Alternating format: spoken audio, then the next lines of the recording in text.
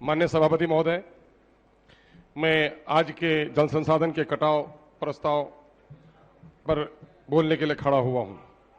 महोदय, जल जीवन के लिए जरूरी भी है और जरूरत से अधिक हो जाए तो समस्या भी है। जैसा कि आप जानते हैं कि बिहार में जल संसाधन ने कई बड़े काम किए हैं, हम उसके लिए मुबारकबाद देना चाहते हैं। हम जब बिहार पर नजर करते हैं तो कमला बलान को 405 करोड़, गंडक को में योजना चलाई जा रही है 18,773 करोड़ की योजना चलाई जा रही है। फल्गु नदी में जल उपलब्धता के लिए 266 करोड़ की राशि दी गई है। दक्षिण बिहार में दुर्गावती जलाशय है, इंद्रपुरी जलाशय है, बक्सर में चौसा है, डेहरी ऑनसोन में डेहरी नहर है। ये सारे काम अच्छे हो रहे हैं, लेकिन जब मैं इसके तुलना में अपने सीमांचल को देखता हूं तो मुझे बड़ा अफसोस होता है कि इन 75 सालों में सीमांचल में बाढ़ नियंत्रण के लिए कोई कार्य नहीं किए गए और नतीजा ये हुआ है कि महानंदा बेसिन का हमें सपना दिखाया गया और वो सपना अभी साकार नहीं हो सका। इधर हमें एक सपना दिखाया जा रहा है कोसी मेची लिंक की।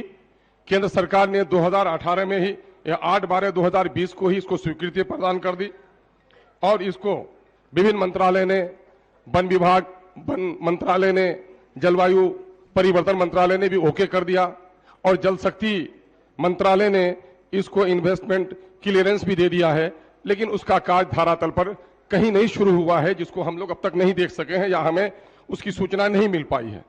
महोदय, माननीय मंत्री ने खुद ही माना है कि उस क्षेत्र में बाढ़ से नियंत्रण के लिए नेपाल में डैम, हाई लेवल डैम की जरूरत है। उस क्षेत्र में भी उसमें क्या काम किया गया आपके भाषण में, उसकी कोई नजीर हमको नहीं मिली है। महोदय, सीमांचल का वो हिस्सा जो पहाड़ी नदियों से बिल्कुल भरा पड़ा है और मैं दावे के साथ कह सकता हूं कि बिहार में इतनी घनी नदियां कहीं भी नहीं है। वहां नतीजा यह है कि आज चाहे वो कोचाधामन का क्षेत्र हो, वहां पर महानंदा, कनकई, रतुआ, बहादुरगंज में कनकई रतुआ हो, जो कि हाट में बकड़ा हो, परवान हो, कनकई हो, बायसी अमोर में महानंदा, कनकई, परवान, दास, पनार, बकड़ा नदी हो, इसके किनारे हजारों लोग हर साल विस्थापित हो रहे हैं और हजारों हेक्टेयर कृषि भूमि वहां पर बर्बाद हो रही है। दर्जनों लोग हर साल डूब के मर रहे हैं, लेकिन वहां के लिए कोई योजना नहीं जा रही है। अब की बार भी जो योजना मद में राशि है वो राशि 3233 करोड़ है। अगर आप 1/10 पॉपुलेशन ऑफ बिहार अगर इन 4 जिलों में है तो मेरा हिस्सा 323 करोड़ का होता है। अगर 20 जिले प्रभावित हैं उसमें अगर राशि को बांट दिया जाए तो मेरा हिस्सा 646 करोड़ का होता है, लेकिन हमको वंचित रखा जा रहा है। क्या बिहार के हिस्से हम नहीं हैं?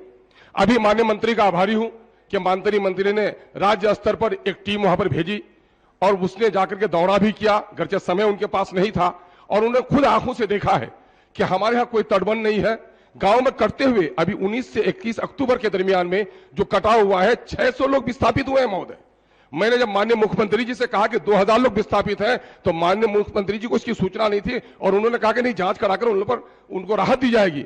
महोदय, बड़े पीड़ित हैं हम लोग। इस संबंध में 2014 में पत्रांक 19/4/2015, 25/7/2014 का एक लेटर जल संसाधन और ग्रामीण विकास का साझा लेटर है और एक लेटर अभी 42/78/18 10/6/2019 का आयुक्त मनरेगा का है कि मनरेगा के कार्य से भी, जैसा कि मुझे है कि सुपौल वगैरह में, अररिया में भी कराया गया है और अभी जो हाई लेवल टीम गई थी राज्य स्तर से, उन्होंने भी इसको स्वीकार किया है कि जो सिल्टिंग हो जाती है उसमें अगर नहर चिराई करा दिया जाए तो बहुत सारे गांवों को बचाया जा सकता है, लेकिन इस संबंध में भी कोई काम नहीं हो सका। महोदय, वहां की परिस्थिति यह है कि वहां मई के महीने में ही बारिश शुरू हो जाती है और कटाव शुरू हो जाता है और अक्टूबर में जब टीम गई थी उसके सामने में कटे हुए नजारे उसने देखे हैं। तो ये लाखों की आबादी जो प्रभावित है, अब भी योजनाएं जो बनाई गई हैं तो जिम्मेदार पदाधिकारियों की तरफ से हम लोग को कहा जा रहा है कि चयन कर लीजिए योजनाएं, बताइए जिनके पास कहा जाए कि तुम्हारे 5 बच्चे हो, किसको किसको मरने के लिए तुम देना चाहते हो, चयन कर लो। किसी माता पिता के लिए मुश्किल है, ठीक हमारे लिए मुश्किल है कि मैं चयन करूं कि कौन से गांव को कटने दूं और कौन को नहीं कटने दूं। यह हमारे लिए बड़ी पीड़ा की घड़ी है। ये पूरे सीमांचल की समस्या है महोदय। अगर वक्त रहते हुए इधर तवज्जो न दी गई तो सीमांचल का बड़ा नुकसान होगा। वो नुकसान बिहार का नुकसान है। क्या बिहार का हिस्सा सीमांचल नहीं है? इसके लिए हम लोग बार बार अनुरोध कर रहे हैं और ये भी हम लोग बताना चाह रहे हैं कि मंत्रालय की तरफ से जितनी अनदेखी की जा रही है, तो क्या हमको इस बात के लिए ये किया जा रहा है, उकसाया जा रहा है? अभी देखें नंगरा टोली में धारा परिवर्तन हो गया है अभी आपको बता दें, हमको महेशपट्टनम में धारा परिवर्तन हो गया है, अभी उन्होंने टेक्निकल भी सेंक्शन इसको भी नहीं दिया है। सालगोड़ी गर्राटोली में बहादुरगंज में भी धारा परिवर्तन हो गया है, और यहां पर अभी मझोक बलिया बुरी तरह से कटा हुआ है, गौडफोर का और ताराबाड़ी का कटाव बुरी तरीके से हो रहा है महोदय। तो वो इलाका हमारा परेशान बहुत है महोदय। हम लोग जानना चाहते हैं कि क्या मंत्री महोदय उस क्षेत्र में काम कराएंगे या नहीं कराएंगे। हम लोग विनती करना चाह रहे हैं, और हम लोग सदन में आने के लायक नहीं रह जाएंगे अगर हमारे क्षेत्र में काम नहीं होगा।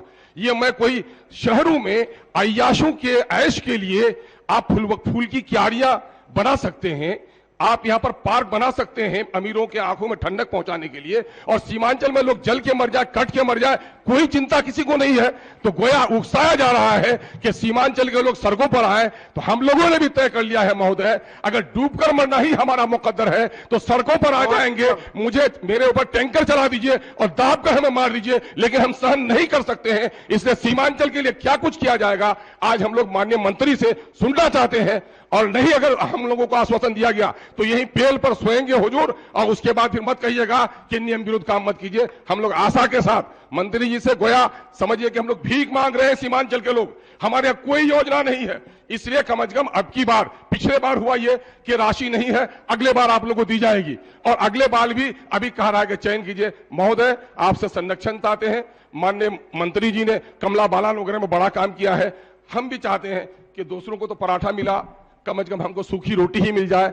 हमारे यहाँ खेतों को सिंचाई के लिए कोई प्रोग्राम नहीं है, लेकिन कटती हुई बस्तियों को बचाने की योजना जरूर स्वीकृत की जाए। आपने समय दिया, इसके लिए बहुत बहुत धन्यवाद। माननीय सदस्य श्री